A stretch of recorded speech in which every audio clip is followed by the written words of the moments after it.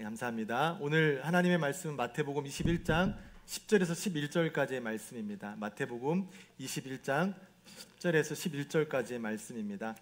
우리가 하나님의 말씀을 한 마음으로 한 목소리로 함께 읽겠습니다.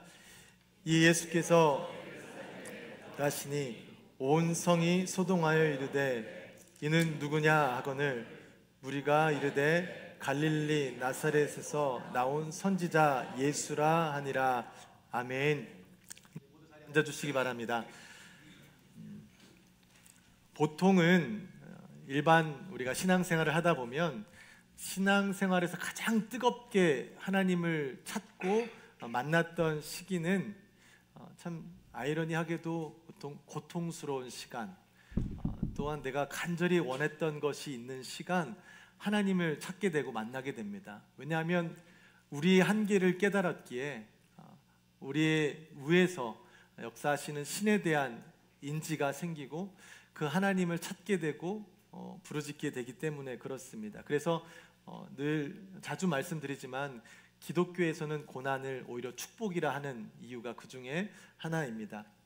그런데 좀 또 반대편으로 보면 우리가 신앙생활하면서 하나님을 의심하고 또 하나님에 대한 불신을 갖게 되는 것도 동일하게 우리가 고통 가운데 있을 때 우리가 바라는 것이 있지만 그 바라는 것이 이루어지지 않을 때 또 하나님을 의심하며 또 하나님께 불만을 토로할 때가 있습니다. 이 고통이 지나가기를 원해서 내가 원하는 것을 갖고 싶어서 간절히 기도하지만 간절히 하나님을 찾지만 아무리 기도해도 시간이 지나도 아무런 변화가 없습니다. 하루빨리 이 일이 이루어졌으면 좋겠지만 하나님은 아무런 응답도 없이 그저 내가 고통 가운데 있게 내버려 두십니다. 그러면 참 그 누구라도 그 고통 가운데서 하나님을 의심하며 하나님께 불만을 호소할 수밖에 없죠. 우리가 내 믿음이 약해서 내가 신앙생활을 짧아서 그런 것 아니죠. 우리가 성경을 보면 믿음의 조상 아브라함도 하나님께서 분명히 약속을 해주셨는데 그 약속이 오랫동안 이루어지지 않자 하나님의 약속을 의심했습니다. 이스라엘의 위대한 지도자였던 모세 또한 그렇죠. 어려운 상황 가운데 닥치니 그는 하나님을 원망합니다. 능력의 선지자 엘리야도 또 하나님께서 인정하신 의인 욥도 눈물의 선지자 예레미야도 그리고 그렇게 하나님을 찬양했던 다윗도 자신들이 원하지 않는 일들이 너무나 고통스러운 일들이 그들의 삶에 다가올 때는 아무리 믿음이 좋아도 하나님을 원망하는 그러한 모습이 드러났던 것을 우리는 알 수 있습니다. 그러니 신앙생활 가운데 하나님에 대한 의심이나 원망은 어찌 보면 우리가 자연히 경험할 수 있는 일들 중에 하나가 아닐까 생각합니다. 마치 아직 어려서 부모님을 이해하지 못해서 부모님이 해주시는 말씀이나 부모님이 하시는 일에 대해서 이해하지 못하고 원망하는 그런 자녀들의 모습과 같이 우리들도 창조주 하나님을 때로는 이해할 수 없어서 그가 하시는 일들을 내가 도저히 받아들일 수 없어서 그 하나님을, 그 위대하신 하나님을 우리가 이해하지 못하고 원망할 때가 있는 것입니다. 그러나 믿음의 사람들이 그 과정을 통해서 깨달았던 것은 그 고통 가운데서도 하나님이 나와 함께 하셨구나. 그리고 그 하나님께서는 쉬지 않고 나를 위해 일하셨구나 라는 것을 그 과정을 통해 깨닫게 됩니다. 이러한 하나님이 일하시는 방법들을 통해서 우리가 꼭 기억해야 될 것은 하나님은 내가 원하는 방법대로 일하시는 분이 아니시라는 겁니다. 하나님은 하나님의 계획대로 하나님의 뜻대로 우리의 삶 가운데 신실하게 일하시는 분이심을 저와 여러분이 잊지 않고 꼭 기억하기를 소망합니다. 오늘 본문에 유대인의 큰 절기인 유월절을 맞이하여서 많은 사람들이 예루살렘에 모였습니다. 그때 이 예루살렘에 예수님께서 입성하시는 이 장면을 기록한 것이 오늘 본문의 말씀입니다. 이때 많은 사람들이 예수님의 입성을 특별하게 대우했죠.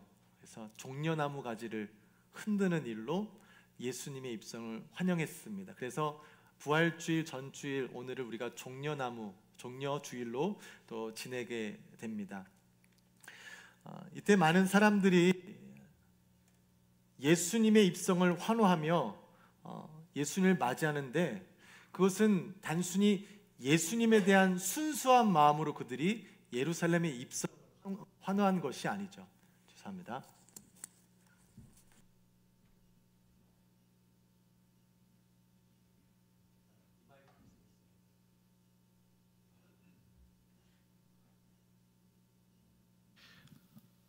그들에게는 자신들의 어떤 속내가 있었기 때문에 예수님을 환영했죠. 잘 생각해 보면 우리가 얼핏 기억나기로 예수님에 대한 사람들의 생각들이 있었잖아요.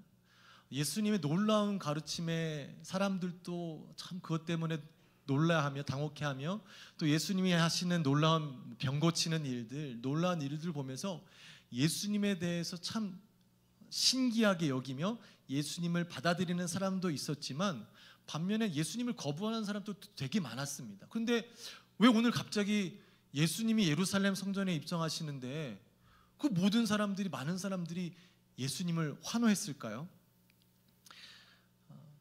그때 당시 상황은 이스라엘 백성들, 유대인들 가운데, 유대인들은 굉장히 어려운 상황 가운데 살고 있었습니다.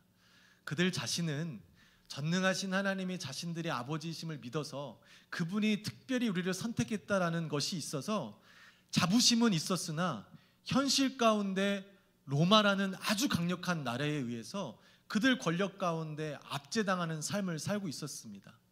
그러니 얼마나 답답하겠어요. 분명히 하나님이 우리 아버지이신데 어떻게 저런 이방 나라한테 우리가 이렇게 눌려 살게 하시는지, 이 마음속에 하루빨리 로마로부터 벗어나고 자신들이 하나님께서 우리 조상들에게 약속했던 대로 이 민족적인 자유, 이 민족적인 능력을 회복하여서 빨리 이 땅 가운데 잘 살고 싶어하는 마음이 너무나 간절했었습니다.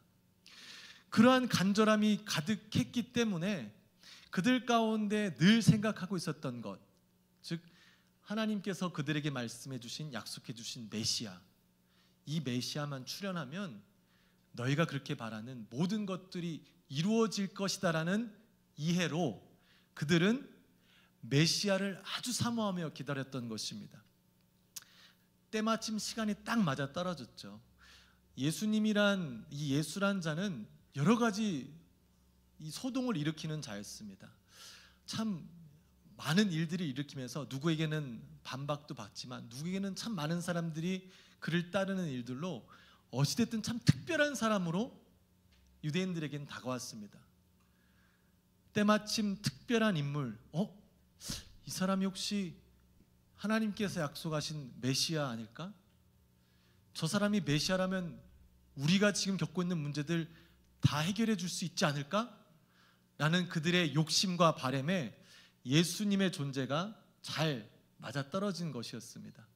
그래서 그들은 자신들의 욕심, 즉 예수님이 이 땅에 오시고 예루살렘에 오시는 그런 목적, 하나님께서 그 예수님을 메시아로 이 땅에 보내신 목적과 전혀 상관없이 당장에 내가 잘 먹고 잘 살기를 원하는 그 마음으로 예수님을 영접하게 되는 것이죠.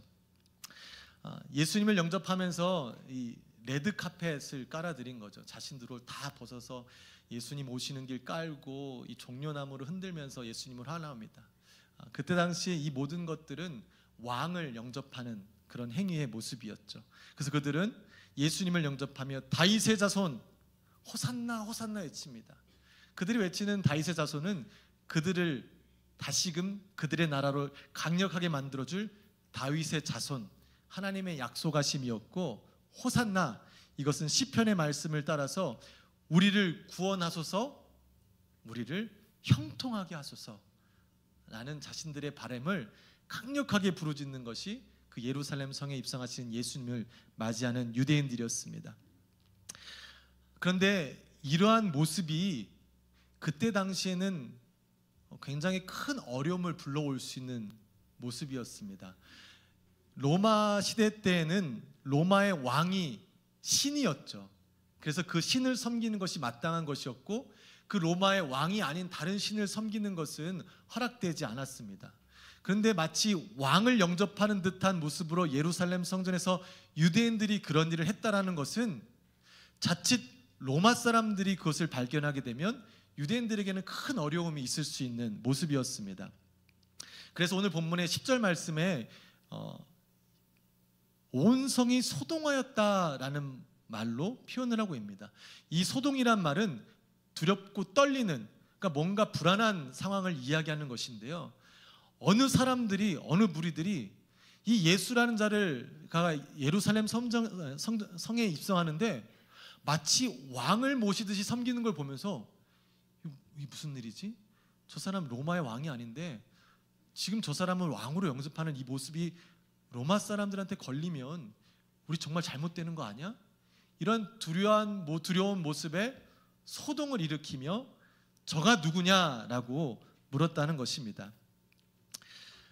유대인들에게는 이러한 부분들이 모르는 것이 아니라 다 알고 있었음에도 불구하고 그 예수라는 자를 왕으로 지극히 적극적으로 환영했습니다. 어찌 보면 두려움보다는 기대감이 더 컸던 거겠죠. 어떠한 위험 요소보다는 내가 바라는 것이 더 컸기 때문에 그런 위험 요소도 그들은 이겨냈던 것 같습니다. 그러나 그들이 기대했던 예수님의 모습은 예수님이 들어온 모습부터가 좀 이상했죠. 왕으로 오시는 모습이었으면 우리가 알듯이 백마탄 왕자처럼 큰 말을 타거나 막 오셔야 되는데 예수님의 들어오시는 모습은 나귀 새끼를 타고 오셨습니다. 이 나귀 새끼는 단순히 작은 말, 어린 말을 의미하는 것보단 겸손의 상징을 드러내는 것입니다. 분명히 유대인들은 강력한 왕, 힘이 있는 왕을 원했지만 예수님은 그들의 기대와는 전혀 상관없이 아주 겸손한 자, 낮은 자의 모습으로 성에 들어오셨습니다. 그러시면서 이 마태가 기록하기로는 이 모든 것들이 하나님께서 오래전 선지자를 통해 이미 유대인에게 말씀하신 것을 이루게 하심이라고 기록했습니다. 그러니 이 말은 유대인들은 이미 오래전부터 하나님의 말씀을 익히고 외워서 앞으로 오실 메시아는 이렇게 겸손한 모습으로 오실 것이다라고 다 알고 있었으나 그들의 인간적인 기대가 그 하나님의 약속과 상관없는 다른 이상한 메시아를 만들어서 예수님을 환영하는 모습이 이 본문 가운데 드러나는 것입니다. 오늘 본문은 특별히 마태복음 21장 10절 11절 이 내용이 나눠지는 함께 통용되는 공관복음에서는 다른 책에서는 찾을 수 없는 말씀입니다.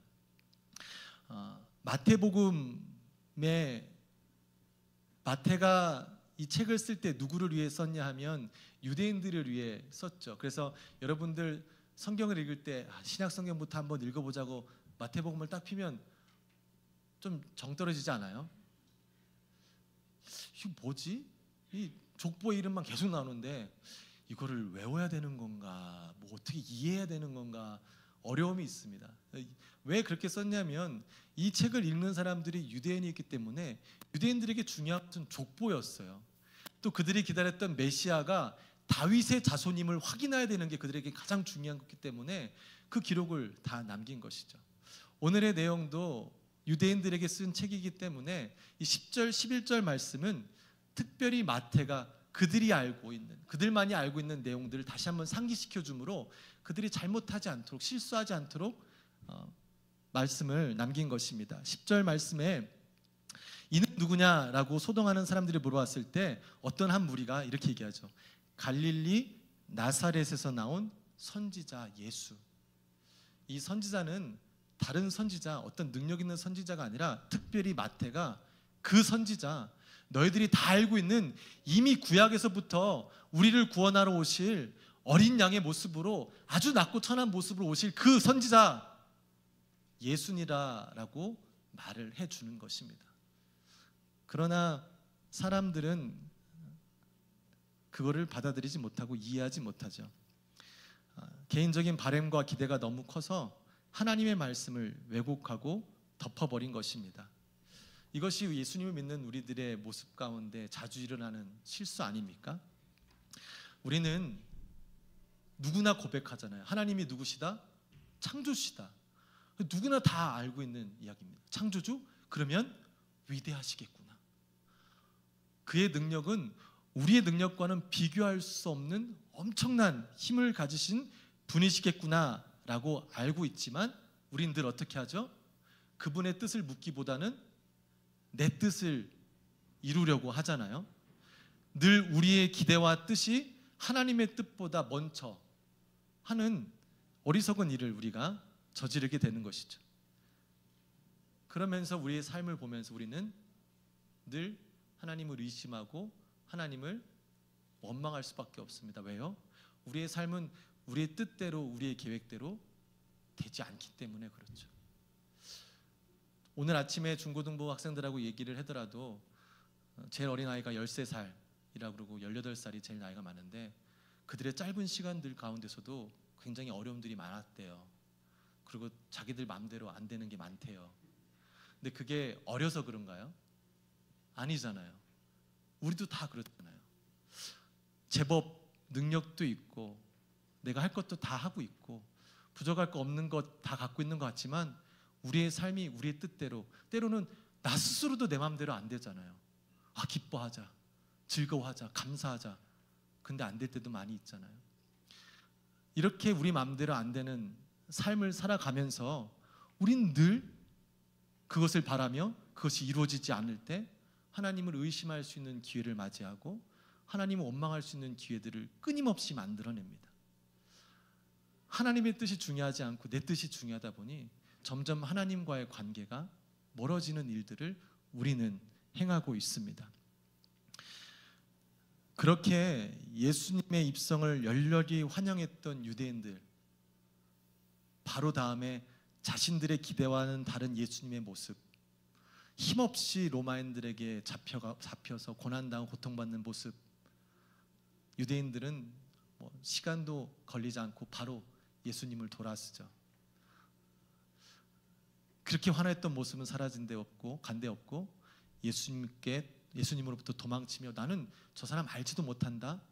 예수님의 제자들조차도 예수님을 배신하는 모습들이 있었습니다. 참 안타까운 것 같아요. 저의 모습을 봐도 하나님을 믿으면서도 수없이 하나님을 의심하며 살아갈 때가 있습니다. 내가 원하지 않고 계획하지 않았던 일들이 나한테 닥치면 참 고통스럽고 힘들 때가 있습니다. 하나님을 신뢰하기보단 고통이 먼저 와요. 하나님의 뜻을 묻기보단 내 뜻과 내 계획이 먼저 앞서는 것들을 보게 됩니다. 우리 다 그렇잖아요. 하나님을 믿는다 하지만 그 하나님에 대한 믿음이 우리의 삶 가운데 잘 드러나지 않아요.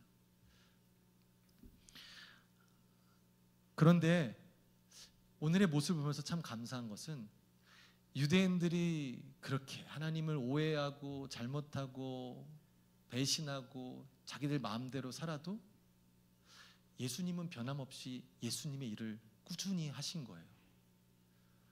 하나님께서 이 땅에 보내주시고 낙이 타고 입성하라니까 낙이 타시고 아무리 사람들이 높이고 내리든 상관없이 그는 이 땅에 십자가를 지러 오셨기 때문에 그 일을 묵묵히 하시는 거예요. 우리의 실수와 우리의 기대와 우리의 어떤 것과 상관없이 하나님은 하나님의 일을 그대로 하시는 거였어요.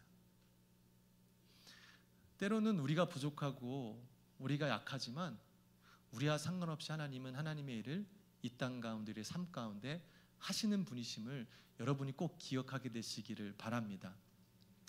그 하나님께서는 이 땅에 오셔서 원래 약속하신 말씀대로 그 뜻을 이루시는 거예요. 그래서 이사야서 59장 16절 말씀인데요.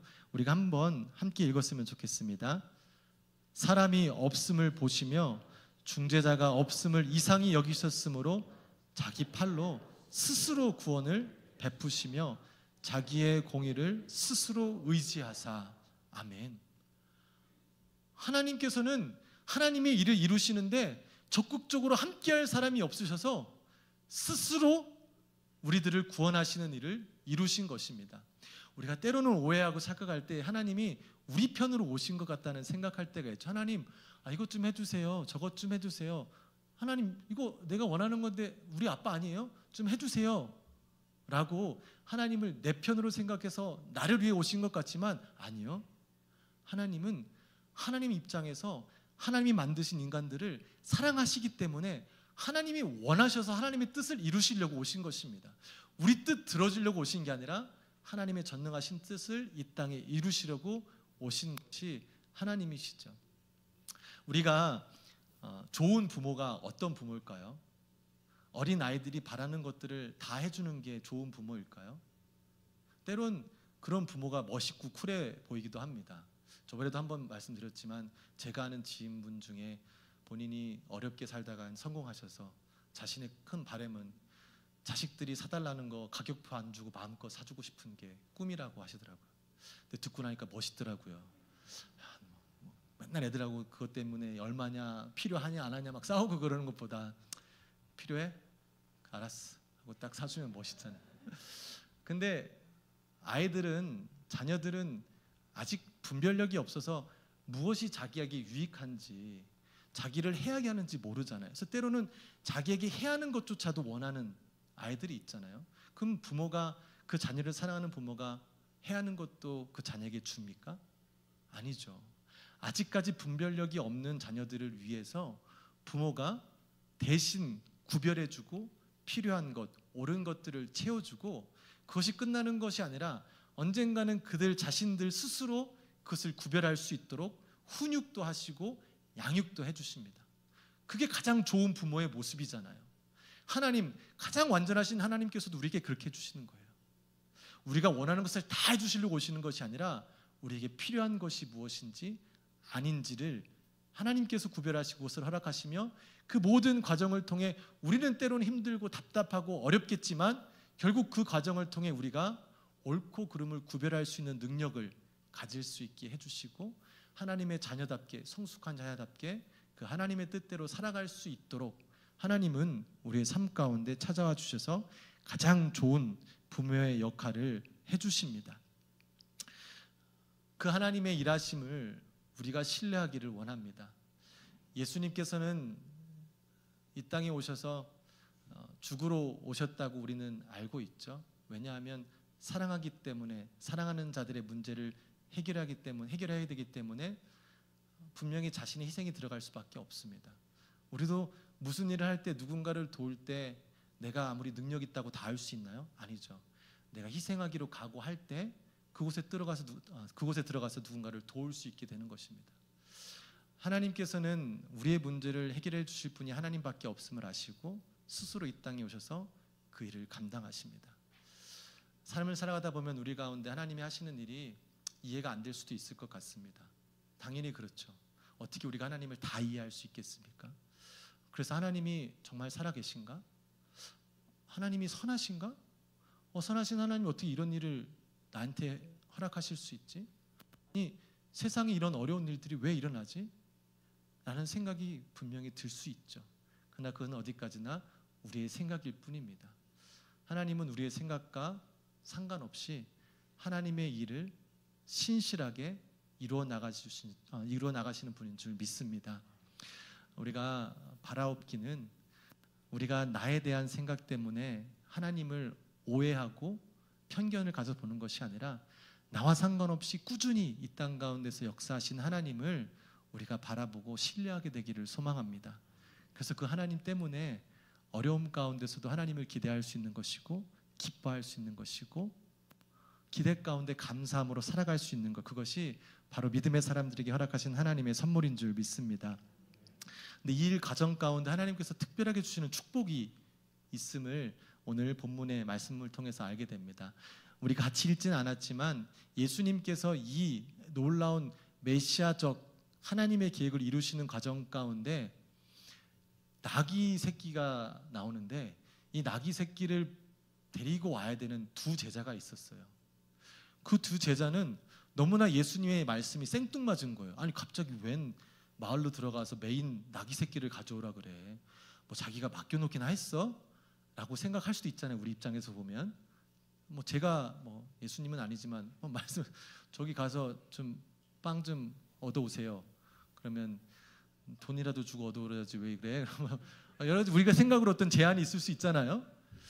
분명히 그 두 제자들도 그랬었어요. 아니, 가서 어떻게 얘기합니까? 우리 것도 아닌데? 근데 예수님이 말씀하시죠. 가서 주가 쓰시겠다 하라. 그러면 그들이 줄 것이다. 그들 마음 가운데 그게 그렇구나라고 이해한 것 같지는 않습니다. 그러나 예수님이 말씀하시니 그냥 그 일에 순종하며 나갔습니다. 그런데 나중에 알고 보니 그 두 제자는 우리가 데리고 온 이 나귀가 하나님께서 예수님에게 미리 말씀하시고 이 일을 이루시기 위해서 사용하신 나귀였대. 그때는 몰랐는데 지금 와서 생각하니까 내가 그 일에 쓰임을 받았던 거야. 나귀 주인도 너무 생뚱맞죠. 갑자기 자신이 알지도 못하는 사람들이 와서 그 묶여있는 나귀 새끼를 달래요. 말이 안 되는 거잖아요. 세상이 이치적으로 할 수 없는 거잖아요. 근데 주가 쓰시겠다 하는 말, 아마 그에게도 어떠한 지식이나 그 주 메시아에 대한 어떤 인지가 있었던 것 같습니다.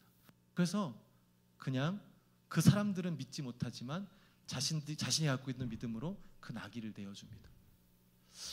어찌 보면 어떤 기대로 했을지 모르겠지만 그 내어주는 일 가운데 제자들과 같이 나중에 생각해 봤더니 내 나귀 새끼가 그 예수님 메시아를 태우고 예루살렘에 입성하는데 쓰임 받았어? 내 나귀를 하나님이 쓰셨구나. 아니 그거 내 건데 하나님이 나를 사용해서 이 일을 하셨구나. 나는 그 은혜와 감사가 그의 삶 가운데 있지 않았겠습니까? 우리의 삶 가운데서도 때론 이런 일을 하나님께서 하실 때가 있을 것입니다. 세상의 이치에는 맞지 않는데 나에게 순종을 요구하실 때가 있는 거예요. 내가 이거 왜 해야 하지?